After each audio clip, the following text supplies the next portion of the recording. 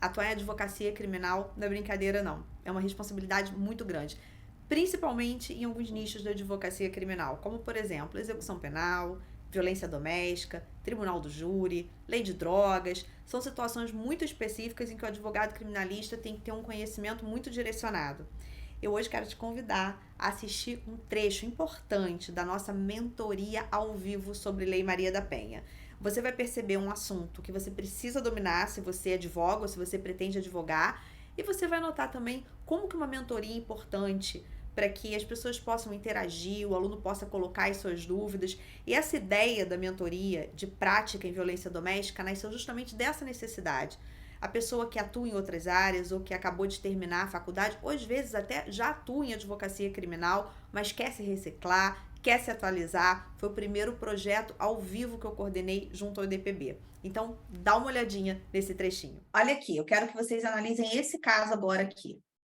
Homem que respondia por crime de lesão corporal, medida protetiva aplicada. Voltou a ter contato com a vítima. Invadiu a residência da mesma, proferiu ameaças, danificou sua motocicleta, atentou contra sua integridade corporal, lhe desferindo um golpe de facão na cabeça, demonstrando assim pouco respeito com a ordem judicial emanada, que lhe impôs justamente comportamento diverso. Foi decretada a prisão preventiva. Vítima e agressor se reconciliaram. Vítima requer a soltura do agressor. O advogado, com base nisso, requer a revogação da prisão preventiva com base na conciliação. O juiz nega. Pergunta-se, qual seria a melhor medida a ser adotada? Essa é a primeira pergunta. Depois vem outra. Mas eu primeiro quero que vocês me digam qual é a melhor medida que é ser adotada. Habeas corpus demonstrando que os motivos da prisão preventiva não estão mais presentes. Habeas corpus. Beleza. Perfeito. Você já teve uma tentativa com o juiz? Né? Já teve, o juiz botou ali quando você faz uma peça de liberdade, você sempre avalia se é interessante você fazer essa peça de liberdade, porque entenda que a peça de liberdade diferente do HT, ela vai ser julgada por aquele que decretou a prisão. Então, se ele acabou de decretar, não é vantagem você fazer a peça, né? Pelo menos vá conversar com ele antes, porque senão é perda de tempo. Pode ser que você já impetre direto o HC. Mas aqui foi feito, até porque o advogado deve ter pensado assim, poxa vida, se ela mesma não quer, então esse juiz vai revogar. O juiz não revogou, aqui é um caso concreto, foi impetrado o HC, o tribunal negou o HC. O tribunal disse não. Oi. Poderia despachar com o juiz fundamentando o artigo 16, apesar de ser incondicionada? Não. Não, porque ali não cabe representação, né? Renúncia? Porque não cabe, porque aqui não é caso de representação, aqui é caso de ação penal pública incondicionada. Incondicional, certo. E aí, vou dizer uma coisa para vocês, a conciliação, no caso de ação penal pública incondicionada, geralmente ela não significa nada, tá? Como aqui nesse caso concreto, acabou nem significando. Porque foi negado, aí foi impetrado o HC para o STJ e foi negado. Tá? Certo. E aí vem a letra B. Caso o advogado impetre HC para o tribunal local, então o juiz negou, o juiz falou, não revogo. Ele impetra HC para o tribunal local, porque a autoridade coatora é o juiz, e o tribunal nega. Qual é a medida mais adequada? Eu entendo que seja o recurso ordinário constitucional para o STF, pois se trata de HC. Muitos advogados pode ser um HC, um HC para STJ. Um novo HC. Foi o que aconteceu nesse caso. E aí vem a jurisprudência que eu quero mostrar para vocês entenderem, né?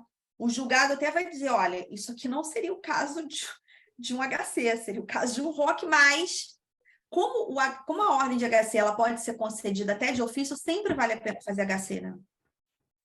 Porque muitas vezes o HC não é conhecido, mas a ordem é concedida de ofício.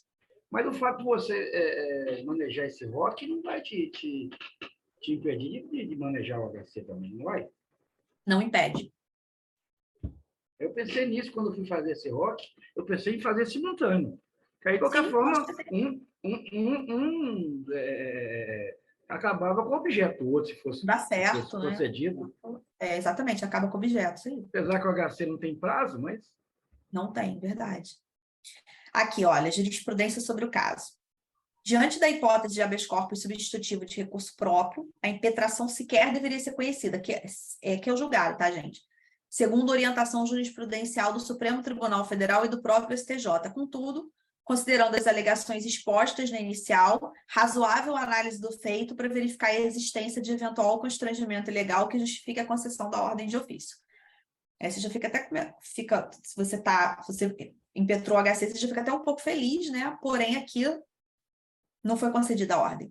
Consta que o representado, mesmo devidamente intimado, voltou a ter contato com a vítima, invadiu a residência da mesma, proferiu ameaças, danificou sua motocicleta, atentou contra a sua integridade corporal, lhe desferindo um golpe de facão na cabeça, demonstrando assim pulei um trecho do julgado, Pulei. Tiago Félix Mendes efetuou um corte na região do crânio de Cássia, mesmo ciente da proibição de se aproximar ou manter qualquer tipo de contato com a vítima.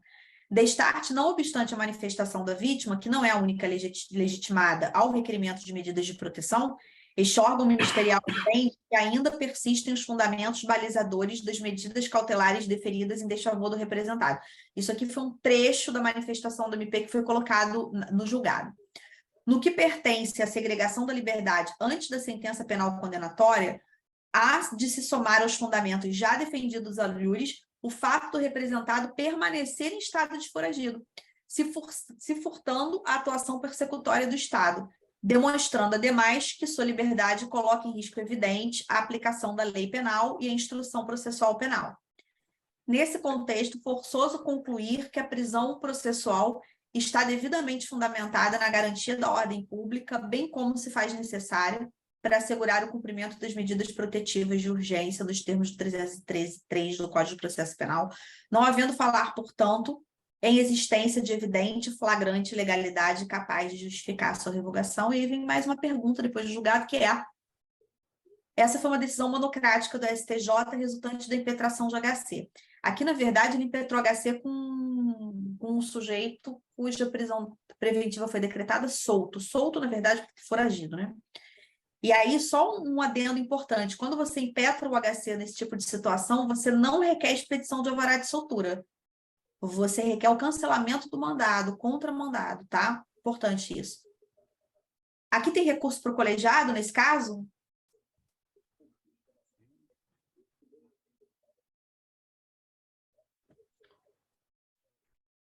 A monocrática vai ter. Oi? A decisão monocrática, eu entendo que vai ter um recurso público. Agravo regimental. Regimental. Tá? Aí aqui eu trouxe para vocês a resposta. Aí você tem que pegar e fazer aquela velha história, ler o regimento interno do STJ. Isso aí. Apesar do que o que acontece quando você já vai... Por isso que o estudo da jurisprudência é tão importante, né? Porque você já vai se acostumando com os casos que se repetem. E aí daqui a pouco é o caso que você está advogando. E aí você já sabe exatamente o que fazer. Por isso que é aquilo que eu digo, eu falo isso na aula ao vivo, né? Quem aqui costuma me acompanhar às terças-feiras lá no YouTube, vocês sabem que eu falo isso toda aula.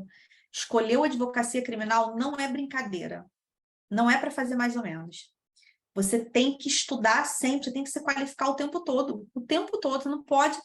Nem quando você já dá aula há muitos anos, se você ficar um pouco distraído em alguma coisa, quando você vê, em 2 meses você está desatualizado. É o tempo todo estudando. E agora vem o último ponto da nossa aula de hoje, que é esse aqui, ó. Não vou botar ainda na tela não, senão eu vou dar a resposta para a pergunta que eu quero fazer. Recurso contra deferimento ou indeferimento de medida protetiva. Qual você faz? Claro que primeiro, se você teve o deferimento de uma medida protetiva, você pode tentar a revogação dela com o juiz, tá, gente? Então, é o primeiro passo. Então, é o que primeiro a gente deve fazer. Mas, gente, se não dá certo, qual o recurso? Sentido estrito? Gente, isso é uma controvérsia. E esse é o ponto dos 2 artigos que eu queria que vocês lessem. Necessariamente, leiam. Um é do IBDFAM, outro é do Conjunto. Então, gostou? Espero que sim. A gente vai ter uma próxima turma ao vivo, que vai ser justamente a nova mentoria na Lei Maria da Penha, também com discussões de casos práticos, ampla participação dos integrantes, modelos de peças, de contrato, material de apoio. Se não conseguir assistir a aula ao vivo, pode acompanhar gravada. Eu vou deixar o link aqui para você e também abaixo desse vídeo. A gente se encontra no próximo.